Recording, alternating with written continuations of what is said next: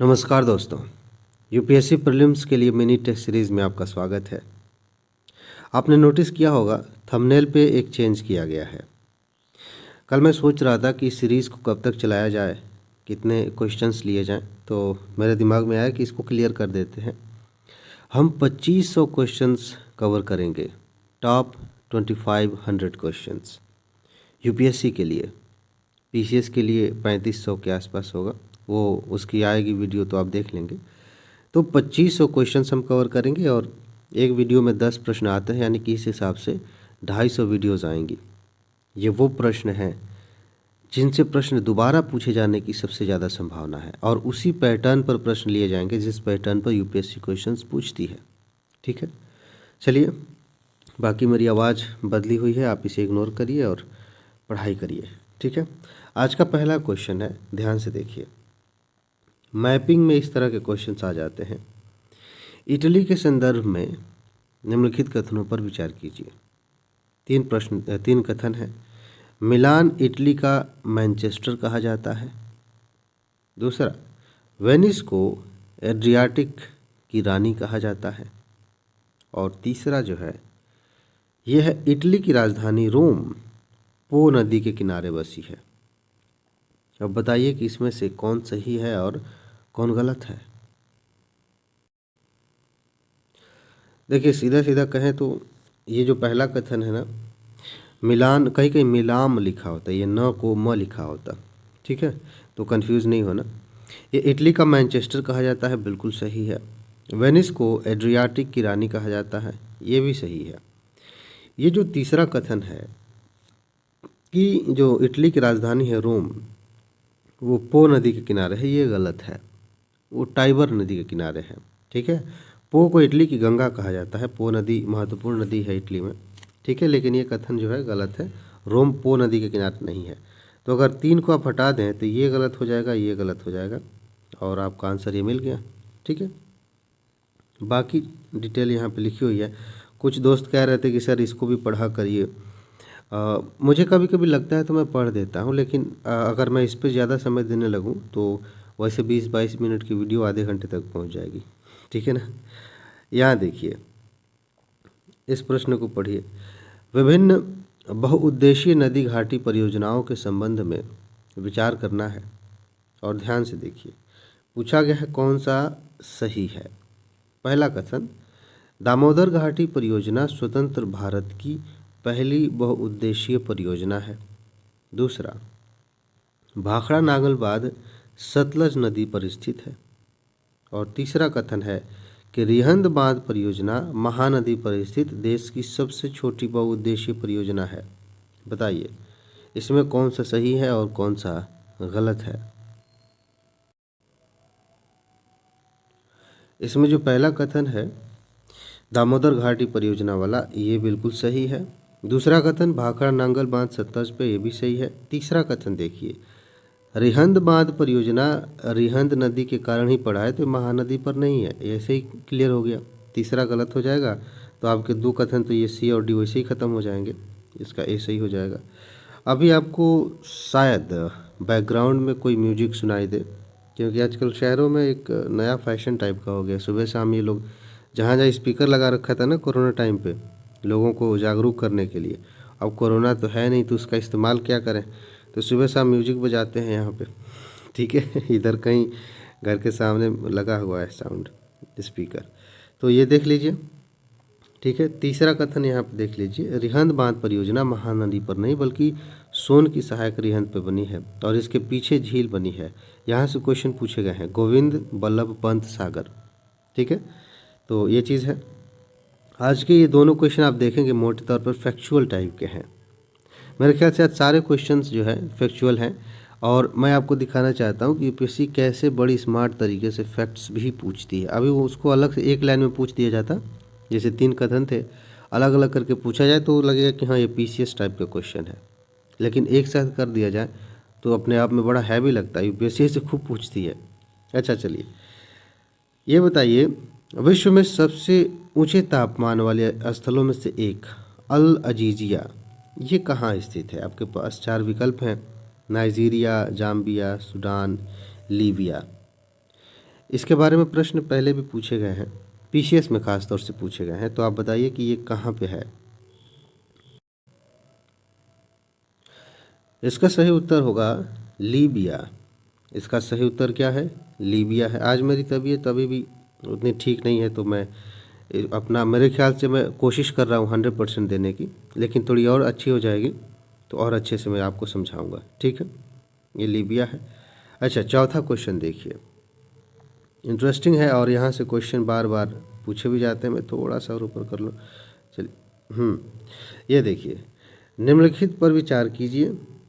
और मैं अक्सर कहता हूँ कि यहाँ से क्वेश्चन खूब पूछे जाते हैं, इसको थोड़ा सा अंतर्राष्ट्रीय स्तर का बना दिया गया है।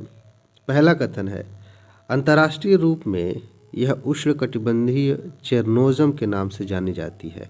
किसके बारे में कहा गया है कि ये कौन सी मिट्टी है, इसके बारे में विचार करना है। मैंने आपको पहले भी बताया था कि क्वेश्चन का फॉर्मेट जैसे ही आपके सामने आता है, कोई भी क्वेश्चन खोल के देखते हैं तो एक बार देख लिया करिए। यहाँ पे अगर पूरी लाइन लिखी हुई है, डायरेक्ट ऑप्शन शुरू हो गए हैं, तो यहीं पे पूरा देख लीजिए कि ये बेसिकली पूछा क्या गया है। या फिर यहाँ पे जो लाइन लिखी गई है, मतलब यहाँ कुछ लिखा है, फिर लाइन यहाँ से पूरी होती है कि विचार करिए और कौन सा सही है या फिर किसके बारे में है। तो पूरा एक बार देख लिया करिए कि ये किस संदर्भ में प्रश्न बना है। इसको आप पढ़ेंगे तो पता चलेगा, अच्छा ये किसी मिट्टी के बारे में है। अब वापस आ जाइए। तो पहला कथन है कि अंतर्राष्ट्रीय रूप में यह उष्णकटिबंधीय चेरनोजम के नाम से जानी जाती है। चेरनोजम मिट्टी के बारे में थोड़ा सा हमने डिस्कस किया था पहले, आगे मिट्टी के बारे में और अच्छे से बात करेंगे। खैर, ये गोली होने पर नहीं, गीली होने पर यह चिपचिपी तथा सूखने पर दरार युक्त हो जाती है। इसको गीली, मैं इसको ठीक कर दूंगा। ठीक है। उत्तर प्रदेश में इसे करे कहा जाता है। अब मान लीजिए कि आपको इसमें से ये नहीं आता, ये भी नहीं आता, ये भी नहीं आता। दूसरा कथन ध्यान से देखिए, ये गीली है, गीली होने पर यह चिपचिपी तथा सूखने पर दरार युक्त हो जाती है। भारत में ऐसी कौन सी मिट्टी है जो सूखती है तो उसमें दरार पड़ जाते हैं, गीली होती है तो चिपचिपी हो जाती है। मिट्टी वाला चैप्टर मैंने आपको पढ़ाया है और बार बार कहा है कि मिट्टी से अगर कहीं से क्वेश्चन बना तो प्राथमिक सबसे पहले यहीं से क्वेश्चन बनेगा। ये विशेषता है काली मिट्टी की। ठीक है। और यहाँ पे इसका जो डिस्क्रिप्शन है ये बहुत अच्छा है, इसको आप एक बार पढ़ेंगे सब कुछ क्लियर हो जाएगा कि इसको रेगुर मिट्टी भी कहते हैं। ठीक है। इसका विस्तार सबसे ज़्यादा महाराष्ट्र में है। इसमें नाइट्रोजन, फास्फोरस और कार्बनिक तत्वों की कमी पाई जाती है। ठीक है। कपास और इन सबों की खेती अच्छी होती है, नमी अच्छे से धारण कर लेती है। ये गीली होने पर चिपचिपी हो जाती है, सूखने पर दरार युक्त हो जाती है। सिर्फ इतना ही आप तैयार कर लेना तो काली मिट्टी के बारे में आपने पर्याप्त तैयार कर लिया। और यहाँ से जाकर देखिए, आप चाहे कोई भी स्टेट का पीसीएस एग्ज़ाम दे रहे हो या फिर यूपीएससी का एग्ज़ाम दे रहे हो, पिछले साल के क्वेश्चन उठा के देखिए, जहाँ भी मिट्टी से प्रश्न आए हैं सबसे ज़्यादा अब तक काली मिट्टी से क्वेश्चंस आए हैं। ठीक है। काली मिट्टी पे और अलग अलग तरीके से प्रश्न मैं आपको दिखाऊंगा। फिलहाल इसमें इतना ही है, आगे चलते हैं। मतलब वो क्वेश्चन की बात कर रहा था। अच्छा, इस क्वेश्चन को ध्यान से देखिए कि कौन सा सुमेलित है। ठीक है। स्थान दिए गए हैं और नदी का तट दिया गया है। इस तरह के क्वेश्चंस पूछे जाते हैं, अक्सर पूछे जाते हैं। कभी कभी इतिहास के जो स्थल रहे हैं चर्चित, उनको लेकर पूछ लिया जाता है। खैर, ये तो ऐतिहासिक रूप से भी महत्वपूर्ण है। कहा गया है उज्जैन जो है वो शिप्रा नदी के किनारे है, श्रीरंगपट्टनम गोदावरी नदी के किनारे, नासिक कृष्णा नदी के किनारे। आपको बताना है कि कौन सा सुमेलित है सही। अगर आपने पढ़ा है, मैप देखते हैं या ऐतिहासिक तौर पर भी इन चीज़ों को नोटिस किया है कि अच्छा ये शहर चर्चा में था और काफ़ी महत्वपूर्ण था, तो ये किस नदी के किनारे था, तो आपको समझ में आ जाएगा। खैर, नहीं आया तो कोई बात नहीं। ये जो पहला कथन है उज्जैन शिप्रा नदी के किनारे है, ये सही है। बाकी ये दोनों गलत हैं। इस हिसाब से आप देखेंगे तो ये आपका सही उत्तर हो जाएगा। चलिए, मैं आपको दिखाता हूँ बाकी के कथन क्यों गलत है। देखिए, उज्जैन शिप्रा नदी के पूर्व तट पर स्थित है और ये इसका उद्गम जो है मध्य प्रदेश की उज्जैनी से हुआ है। दूसरा सत्य है, श्रीरंगपट्टनम कावेरी के किनारे है। ठीक है ना, वहाँ गलत लिखा था। और तीसरा, नासिक गोदावरी के किनारे है। ओके, ये क्लियर होना चाहिए। कई बार ऐसे पीसीएस एग्जाम्स में भी पूछा जाता है कि ये नदी बह रही है, एक मिनट बहा दूँ मैं नदी को, ऐसे चला नदी, ऐसे नदी बह रही है, ठीक है। तो कौन कौन से प्रमुख शहर इसके किनारे बसे हुए हैं? ऐसे प्रश्न पूछ लिए जाते हैं, पीसीएस में भी और यूपीएससी भी पूछ लेती है, ध्यान रखेंगे। चलिए, फ्रांस के संदर्भ में निम्नलिखित में से कौन सा सही नहीं है? इंटरेस्टिंग क्वेश्चन है, फैक्चुअल क्वेश्चन है, और ज़रूरी नहीं है कि फ्रांस को लेकर प्रश्न पूछा जाए, लेकिन जिन चीज़ों को यहाँ पे शामिल किया गया है इन कथनों में, वहाँ से प्रश्न आए हैं, आगे भी आ सकते हैं, ध्यान दीजिएगा। पहला कथन है, पिरेनीज पर्वत फ्रांस को स्पेन से अलग करता है। अच्छा। दूसरा कथन है, जूरा पर्वत इसे इटली से तथा आल्प्स पर्वत इसे जर्मनी से अलग करता है। ये प्रश्न डिमांड करता है कि आप यूरोप के मैप को कितने अच्छे तरीके से जानते हैं, ठीक है। आल्प्स पर्वत की सबसे ऊंची चोटी माउंट ब्लांक फ्रांस में है, और बार्डी फ्रांस का सबसे बड़ा शराब उत्पादक केंद्र। अच्छा, यहाँ एक चीज़ देखिए, पूछा गया कौन सा सही नहीं है, ये मुझे पहले बताना चाहिए था। अब इन 4 कथनों में से कौन सा सही नहीं है, बताइए। पहला, वैसे फिर क्या पढ़ूँ, आप एक बार देख लीजिए और बताइए। अगर आपने पढ़ा है तो आप आसानी से समझ जाएंगे कि ये वाला कथन गलत है। जूरा पर्वत इसे इटली से तथा आल्प्स इसे जर्मनी से अलग करता है। ध्यान से देखेंगे जाके मैप तो क्लियर हो जाएगा। फिलहाल मैं आपको यहाँ दिखा देता हूँ। फ्रांस की सीमा इन देशों से मिली है, देख लेते हैं। पिरेनीज पर्वत फ्रांस को स्पेन से अलग करता है, आल्प्स पर्वत इसे इटली से, जूरा पर्वत इसे स्विट्जरलैंड से तथा वासजेस पर्वत इसे जर्मनी से अलग करता है। कौन? वासजेस, वहाँ पे अलग गलत लिखा हुआ था, ठीक है। बाकी कथन सही है। आगे बढ़ते हैं, ज़रा इसके बारे में विचार करिए। 7वां प्रश्न, नाफ्था झाखरी परियोजना के संदर्भ में विचार करना है, बताना है कौन सा कथन सही है। पहला है, यह परियोजना जम्मू कश्मीर में स्थित है, और दूसरा कथन है, यह परियोजना सिंधु नदी पर स्थापित की गई है। कथन 1, कथन 2 सही है, या दोनों सही हैं, या दोनों में से कोई नहीं, बताइए।